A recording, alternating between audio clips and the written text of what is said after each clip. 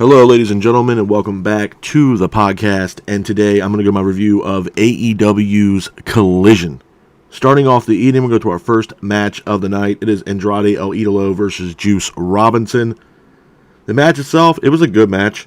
Back and forth matchup between Andrade and Juice, with Andrade keeping the pace of the match.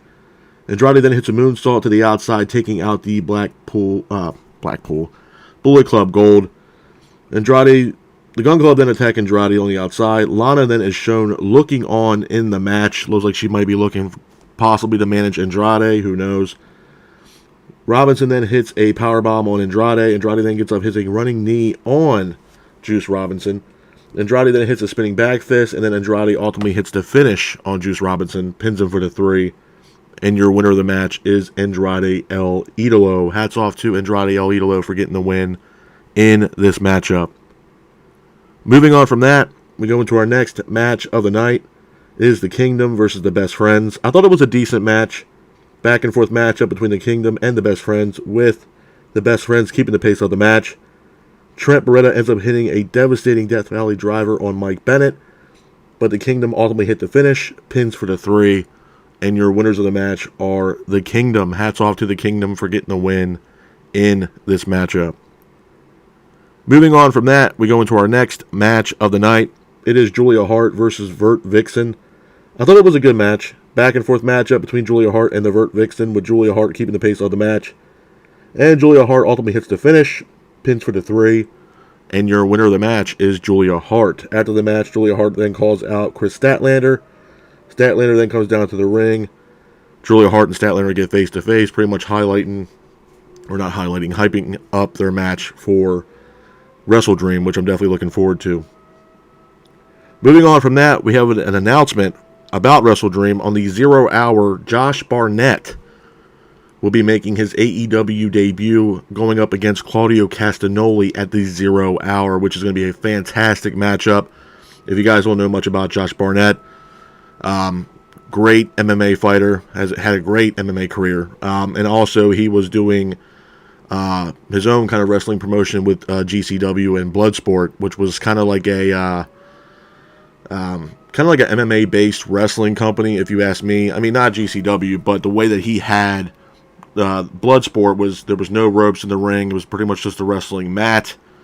It was kind of like open faced MMA, if you will, with mixed in with wrestling. It was kind of, I mean, for what it's worth, it was awesome. Barnett had some great matches. I believe Barnett even had matches with Jon Moxley.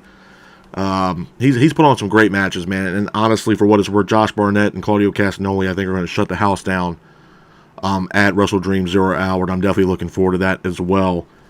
Moving on from that, we go into our next match of the night. It is Kenny Omega teaming up with Chris Jericho versus the Gates of Agony. I thought it was a decent match. Back and forth matchup between both teams, with Omega and Jericho keeping the pace of the match. Jericho then hits a Lion Salt as well as a Code Breaker. Omega then hits a V-Trigger, multiple V-Triggers. And then Jericho ultimately applies a Lion Tamer, and your winners of the match are Omega and Jericho.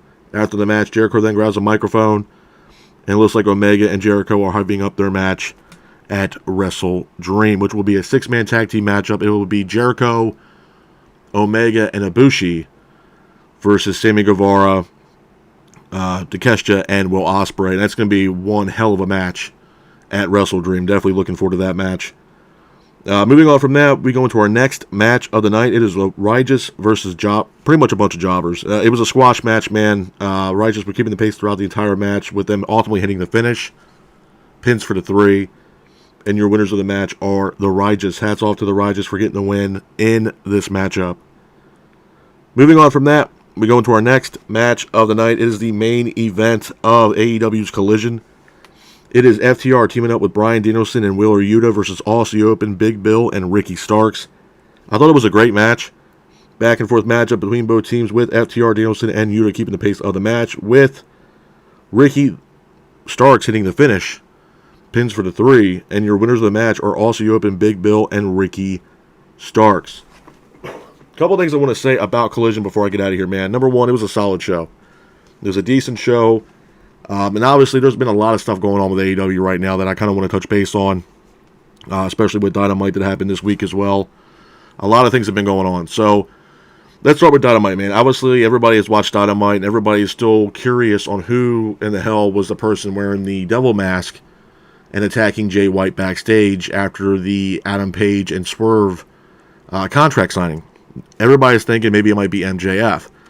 I was told it could be an abundance of people that it might be. It could be Adam Cole, and that the fact that his injury might not be what it is, it might be a work. And Adam Cole's going to turn heel and join the likes of Roderick Strong and Matt Taven and Mike Bennett. And Adam Cole turned heel and joined the Kingdom. That's also a very high probability that it might be the case. Maybe Adam Cole is just, working everybody and he's doing fine. He doesn't have a sprain or a broken ankle or anything else like that. The other name that was popping up too, which I don't think it really is Edge.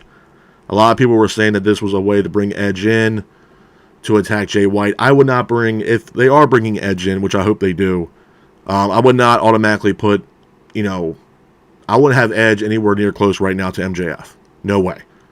If Edge is going to debut, then I totally feel like it's going to be something that has to do with Christian Cage and have that storyline going when Adam Copeland comes in to AEW. There's other names too, like CM Punk. It could possibly be CM Punk that jumped Jay White. Look, man, for the CM Punk elitists out there, I'll be very, very surprised if it's CM Punk. There's no way in hell it's CM Punk, man. CM Punk is gone from the company. Especially with everything that's been going on with him and everything else like that. CM Punk needs to stay away from AEW. I definitely don't think it's CM Punk, and I definitely don't think it's Edge. I think Adam Cole is definitely more probability that I think it's Adam Cole, probably. I think also, it could be somebody else. Who knows? But I think Adam Cole fits the bill with that situation, especially, when you look at the narrative of what MJF and Adam Cole have been doing for the past few weeks. I would not be surprised if Adam Cole didn't turn heel on MJF and Adam Cole joins the Kingdom. It sets up a storyline between Adam Cole and MJF. The best friends are over, and that storyline just rides out to the end of the year going into next year, 2024. The other thing I want to touch base on, too, obviously, Wrestle Dream. There's a lot of news and speculation going on about Wrestle Dream that's taking place tonight in Seattle, Washington. It's going to be a great show, man. When the pay-per-view was announced from Tony Khan, this pay-per-view was pretty much, curated, if you will, to pay homage and respect, if you will, to the late, great Antonio Inoki. And that's the reason why Tony Khan wanted to put Wrestle Dream together. Obviously, there's, AEW, New Japan working together. And I think it's going to be a great show, man. Obviously, like I said, a lot of rumors and speculation are going on with this show tonight. A lot of people are saying, what could this mean as far as a new era? Because it's been mentioned a lot lately, even from Tony Khan, that, after Sunday or even Sunday night, AEW begins a new era. So, that right there raises a lot of eyebrows, a lot of questions about what this new era might entail. In my opinion, man, it could be an abundance of things. I don't think it's something where, okay, you bring in Edge, and this will be the beginning of a new era. I know there was a lot of rumors, heavy rumors, about Tony Khan possibly purchasing New Japan Pro Wrestling. I don't know who put that rumor out there, but a lot of people were going along with that rumor, man, that Tony Khan possibly had purchased New Japan Pro Wrestling. I'm not saying that's the case or not. If it is, that's huge, especially if we're looking at the fact of what he has right now, speaking of Tony Khan, and, what's on his plate right now. There's AEW with, Dynamite and Rampage and Collision, as well as Ring of Honor. So I'd be very surprised if he went out of his way to purchase New Japan Pro Wrestling. Would I be 100% shocked? No, because at the same time, too, I know New Japan is really trying to get into the U.S. market. Especially with New Japan Strong and stuff like that. So I know New Japan wants to have more shows and get more eyes on the product for New Japan, especially in the States, rather than being overseas. So, that, again, could be a high possibility that maybe Tony Khan did something with New Japan in that aspect, of maybe purchasing, something from New Japan to, bring it over to the States to highlight it more for the U.S. fans. That's a possibility.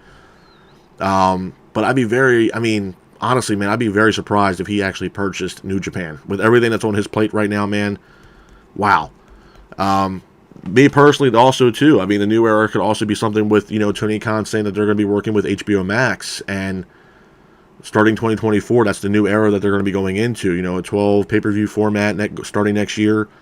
especially being on HBO Max. I mean, they had the library, man. I mean, they have Ring of Honor. I mean, AEW's been around now for what, 4 or 5 years. Putting the pay-per-views on HBO Max.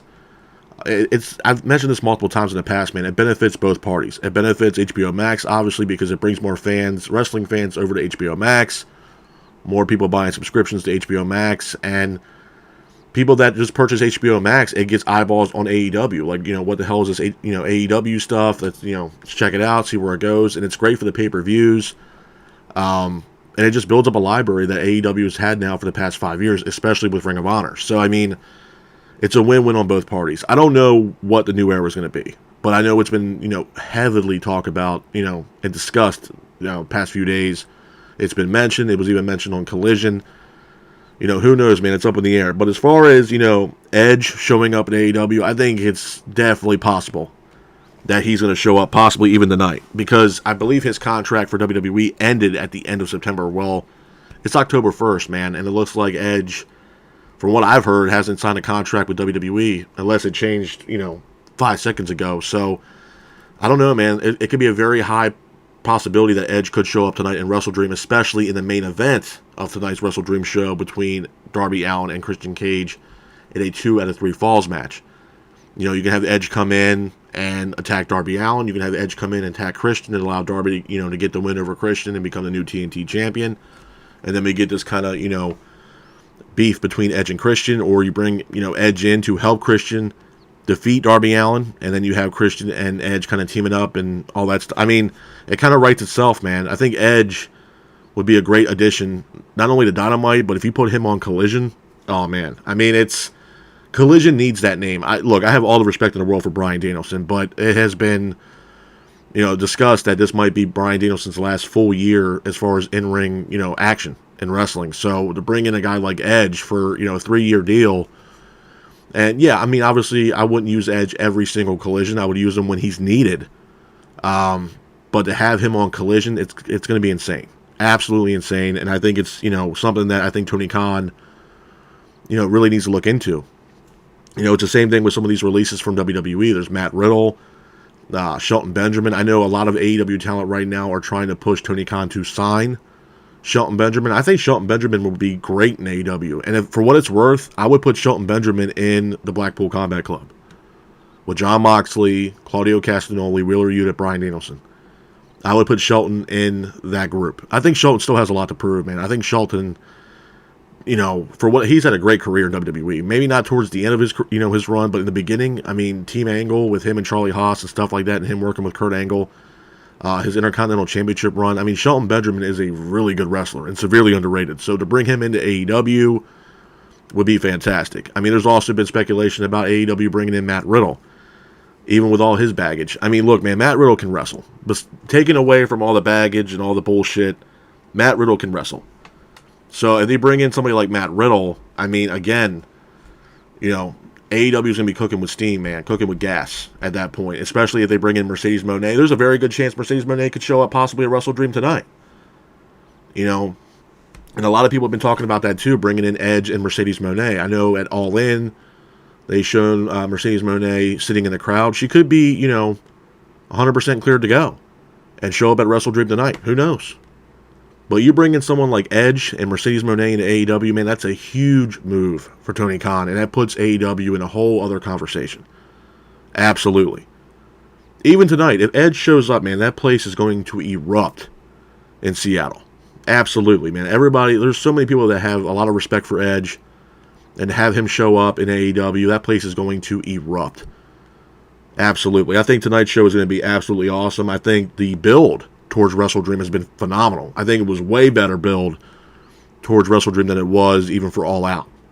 And honestly, for what it's worth, All In. I mean, All In was great, don't get me wrong, but the major build of that show was CM Punk and Samoa Joe, and obviously MJF and Adam Cole. That was it. And All Out had nothing. All Out didn't have any kind of storyline really built up to that show, in my honest opinion. And then Wrestle Dream, I mean, there's so many storyline matches on this card. You have the Don Callis family versus Omega and Jericho. You have Zack Sabre Jr. and Bryan Danielson. Even though the storyline's not there, that match was supposed to happen 2 years ago. So again, that match is going to be awesome. Julia Hart and Chris Statlander, there's a little story there. There's a lot of matches on the table, man. FTR and Aussie Open. There's a lot of matches on the table for Wrestle Dream tonight I think is going to be very, very intriguing. But I will say this, and I will go on, a limb on this, that I do believe that Adam Copeland will show up in AEW tonight. I would be very surprised if he doesn't. Because it's been heavily rumored, heavily speculated that Adam Copeland, a.k.a. Edge, will be showing up in AEW. And I think tonight is the perfect night for Edge to show up in AEW at Wrestle Dream tonight. I don't see any other way. That makes logical sense. Especially with the fact that the main event tonight is Christian. From what I understand, it's Christian Cage versus Darby Allin in a 2 out of 3 falls match. I would put Edge somewhere in that situation. Absolutely. So I would not be surprised if we see Edge tonight at Wrestle Dream. But with that being said, this is my review of AEW's Collision. I hope you guys are out there staying safe. Be careful, and remember, stay classic. Peace.